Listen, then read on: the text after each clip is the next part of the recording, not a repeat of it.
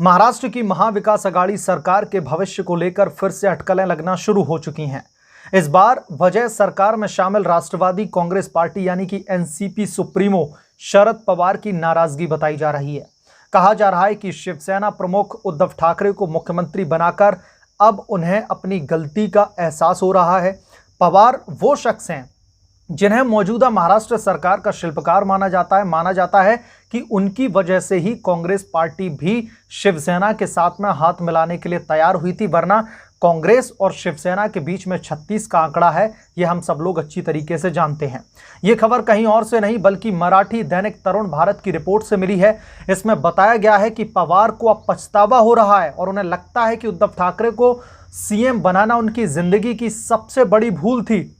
और खबरें यह भी हैं कि शरद पवार अब मन बना रहे हैं कि उन्हें महाराष्ट्र की कुर्सी पर बिठा दिया जाए। रिपोर्ट में कहा गया है कि उद्धव ठाकरे द्वारा शरद पवार के फोन कॉल का जवाब नहीं देने के बाद में एनसीपी प्रमुख ने शिवसेना के राज्यसभा सांसद संजय राउत के सामने इस बात का जिक्र किया है कि उन्होंने ठाकरे को महाराष्ट्र का मुख्यमंत्री बनाकर बहुत ही बड़ी गलती की है। मराठी समाचार पत्र का मानना है कि राजनीतिक हलकों में इस चर्चा का कारण ठाकरे से पवार का मोह भंग होना है। अब दोस्तों यहां पर समझने वाली बात यह है कि जो एनसीपी के सुप्रीमो हैं शरद पवार, वो ये सारी चीजें संजय राउत के साथ में शेयर कर रहे हैं, जो कि एक समय पर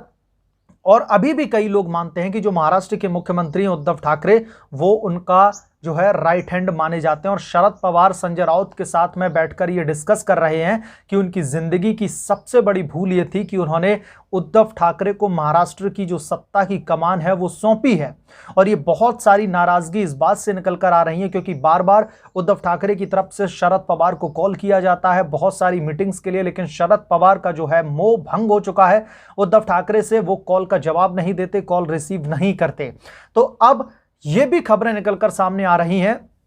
कि शरद पवार का ऐसा मानना है कि उन्हें उद्धव ठाकरे को मुख्यमंत्री न बनाकर खुद मुख्यमंत्री बनना था और अभी भी वो चाहते हैं कि उद्धव ठाकरे अपनी कुर्सी से रिजाइन दे दें और शरद पवार को मुख्यमंत्री पद संभालने दें, क्योंकि जिस तरीके की पिछले लंबे समय से खबरें निकलकर सामने आ रही हैं उससे महाविकास अघाड़ी सरकार की लगातार थू-थू हो रही है, ऐसा शरद पवार का भी मानना है। अब यहां पर एक चीज और भी महत्वपूर्ण है दोस्तों, आपको पता होगा कुछ दिन पहले ही संजय राउत ने एक सीक्रेट मीटिंग की थी शरद पवार के साथ में। उसके बाद में जो है राजनीतिक गलियारों में बहुत सारे जो है स्पेकुलेशंस लगने लगे थे कि आखिरकार क्या वजह है कि उद्धव ठाकरे के जो राइट हैंड हैं वो शरद पवार के साथ में मिलते हुए दिखाई दे रहे हैं। और उससे पहले दोस्तों आपको याद होगा जो शिवसेना के स्पोक्स पर्सन का जो पद है वो संजय राउत के अनर्गल बयानों की वजह से उद्धव ठाकरे ने उनसे छीन लिया था, उन्हें उस पद से बाहर कर दिया था, जिसकी वजह से संजय राउत भी काफी नाराज दिखाई दे रहे थे उद्धव ठाकरे से। और शरद पवार के साथ वो मिलके वो उनके सगे होना चाहते थे कि अगर शरद पवार जो है महाराष्ट्र की सत्ता पर काबिज होते हैं तो मंत्रिमंडल में उन्हें भी जगह मिल जाए। तो ये सारी चीजें कहीं ना कहीं दर्शाती हैं कि संजय राउत का तो पहले ही मोह भंग हो चुका है उद्धव ठाकरे से और अब शरद पवार भी धीरे धीरे अपनी नाराजगी जता रहे हैं और उन्हें अब इस बात का आभास हो चुका है कि जिस तरीके से उन्होंने ये डिसीजन लिया था और मुख्यमंत्री बनाया था उद्धव ठाकरे को, वो उनकी जिंदगी की सबसे बड़ी भूल है। दोस्तों पिछले आपने कई महीनों से देखा होगा कि बार बार ऐसी खबरें निकलकर सामने आ रही हैं, बार बार ऐसे एक्सपोजे हो रहे हैं जिसकी वजह से जो महाराष्ट्र की महाउगाही सरकार है उसकी लगातार किरकिरी हो रही है। और इसी दौरान शरद पवार ने भारतीय जनता पार्टी से भी मुलाकात की थी। आपको याद होगा उनकी एक मुलाकात हुई थी गुजरात में अमित शाह के साथ में। उसके बाद में ये कहा जाने लगा था कि शरद पवार बीजेपी के साथ में हाथ मिलाने के लिए तैयार है, लेकिन तमाम चीज़ों को मद्देनजर रखते हुए जो वहाँ के पूर्व मुख्यमंत्री हैं दरअसल महाराष्ट्र के देवेंद्र फडणवीस, उनकी तरफ से शरद पवार के इस ऑफर को ठुकरा दिया गया था। और ठुकराया भी क्यों ना जाए, क्योंकि जिस तरीके की हालिया तस्वीर अभी महाराष्ट्र की बनी हुई है उससे सीधे तौर पर यह कहा जा सकता है कि अगर बीजेपी ने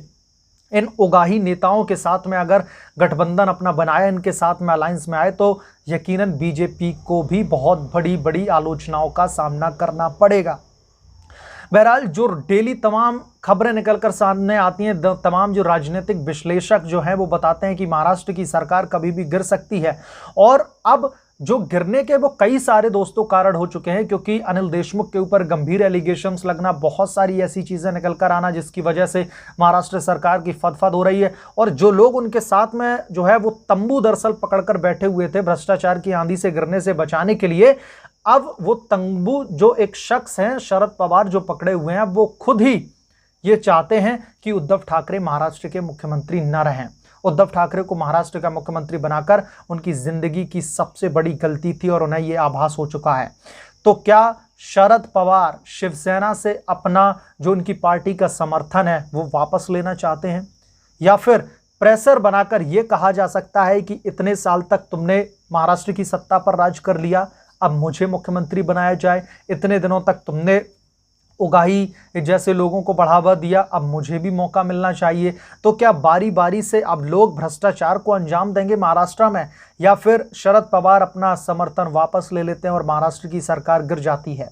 ऐसे बहुत सारे स्पेकुलेशंस लग रहे हैं। तमाम जो पॉलिटिकल एक्टिविस्ट हैं उनका मानना है कि महाराष्ट्र में कभी भी कुछ भी हो सकता है। आप सुबह जागो और आपने न्यूज़ चैनल ओपन किया और आपको पता चलेगा कि महाराष्ट्र के जो मुख्यमंत्री उद्धव ठाकरे वो नहीं रही, उनकी सरकार गिर पड़ी धड़ाम से, शरद पवार ने खेला कर दिया।